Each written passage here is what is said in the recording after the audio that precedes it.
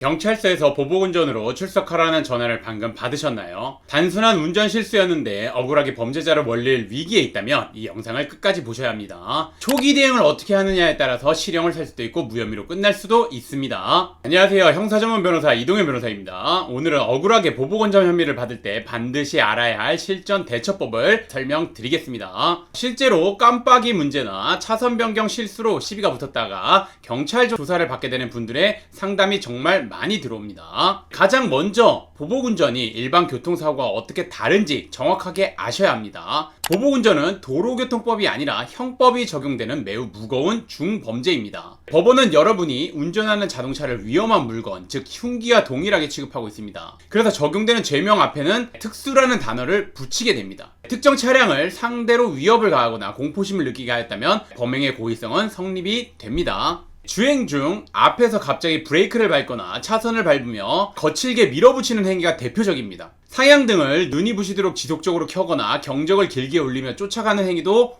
포함됩니다. 수십 킬로미터를 쫓아갈 필요 없이 단 한 번의 위협적인 행위만으로도 처벌 대상이 될 수 있다는 점을 명심하셔야 합니다. 처벌 수위는 적용되는 구체적인 죄명에 따라 크게 4가지로 나뉩니다.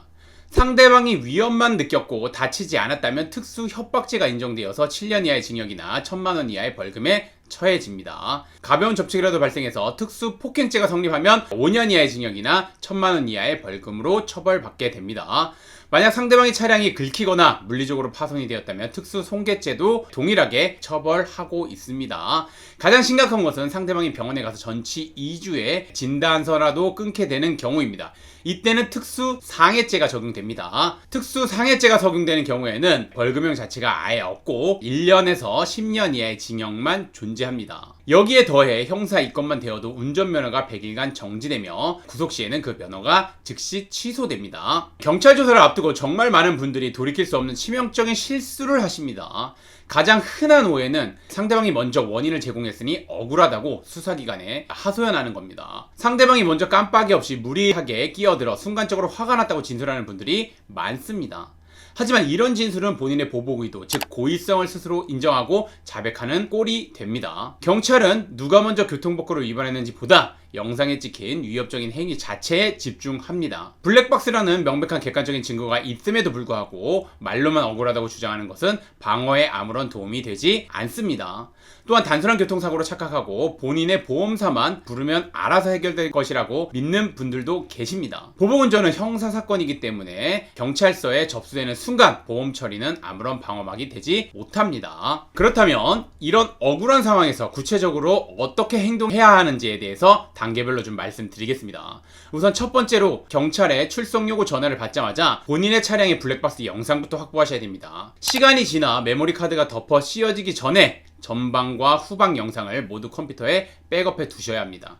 특히 차량 내부의 음성 녹음 파일은 당시 상황이 고의가 아니었음을 입증할 수 있는 아주 결정적인 증거가 되는 경우가 있기 때문에 이걸 확보하셔야 됩니다. 앞차가 갑자기 멈출 때 당황해서 놀란 목소리가 녹음되어 있다면 방어에 굉장히 유리하겠죠. 두 번째로는 무작정 경찰서 조사실에 출석하지 마시고 정보공개를 청구하여 고소된 내용을 정확하게 파악하고 난 다음에 출석해서 진술을 하셔야 됩니다. 고소인이 어떤 거짓 내용으로 피해를 주장하는지, 어떤 블랙박스 영상을 증거로 제출했는지 미리 샅샅이 파악하는 것이 필요합니다. 담당 경찰관이 내일 당장 나오라고 압박하더라도 당당하게 조사기일을 연기하셔야 합니다. 그리고 상대방의 주장을 정확하게 알아야만 그에 맞는 객관적이고 논리적인 방어를 세울 수 있기 때문입니다. 그래서 제가 실제 진행한 사건에서는 수사는 비공개가 원칙이라서 수사관님들마다 좀 다르지만 수사관님한테 CCTV 아니면 블랙박스 영상을 먼저 보고 받고 싶다고 말씀드렸고 그 CCTV나 블랙박스를 보고 그거에 반박하는 논거를 주장해서 무혐의를 받은 사례도 있습니다. 세 번째 단계는 경찰서 첫 조사에서 감정을 철저히 배제하고 사실관계만 진술하는 겁니다. 즉 감정적인 대응이 아니라 이성적인 대응을 하라고 말씀드리는 겁니다. 수사관의 유도신문에 말려들어 홧김에 상대방을 위협할 의도가 조금은 있었다고 인정하는 순간 미필적 고의가 인정되고 돌이킬 수 없이 고의가 입증이 됩니다. 안전거리를 오인했다거나 차선 변경 과정에서 발생한 운전 미숙 등 객관적인 상황만 일관되게 주장하셔야 합니다. 작성된 피의자 신문 조서에 지장을 찍고 나면 그 기록은 추후 재판에서도 절대 바꿀 수 없기 때문입니다. 마지막으로 가장 중요한 것은 첫 경찰 조사부터 형사 전문 변호사, 즉 교통 관련 전문 변호사와 동행하는 것입니다. 전문가의 시선으로 블랙박스 영상을 프레임 단위로 분석하고 상대방의 주장에 모순되는 점을 찾아내고 법리적으로 반박을 변호사들이 하기 때문입니다. 만약 영상 분석 결과 제3자가 봐도 위협 운전으로 보일 만큼 방어에 불리하다고 판단될 수도 있습니다. 그럴 때는 신속하게 혐의를 인정하고 피해자와 원만하게 합의하는 쪽으로 전략을 수정해서 실형을 면하는 것이 바람직합니다. 그리고 최대한 경한형을 받도록 대응하는 것이 바람직합니다. 그리고 기소유예는 여러분들이 아시겠지만 검사가 한번 봐주는 거기 때문에 전과가 생기지 않는 것입니다. 그래서 기소유예를 받을 수 있도록 최대한 적극적으로 대응해야 합니다. 이때 절대 가해자가 직접 피해자에게 연락해서는 안 되며 반드시 변호사를 통해서 합의를 진행하셔야 합니다.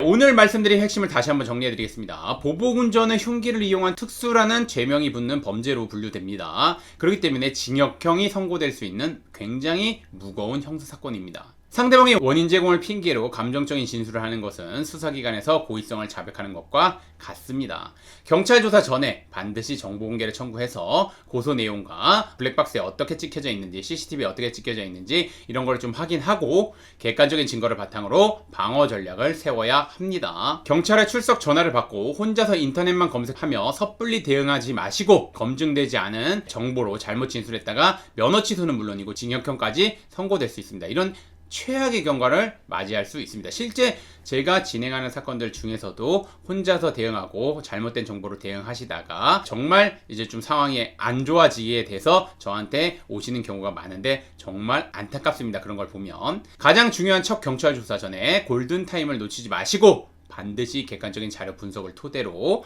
교통사고 전문 변호사의 조력을 받으시기를 권해드립니다. 감사합니다.